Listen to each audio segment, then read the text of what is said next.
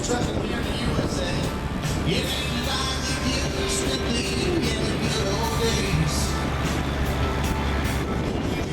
So pull your horn if you don't agree.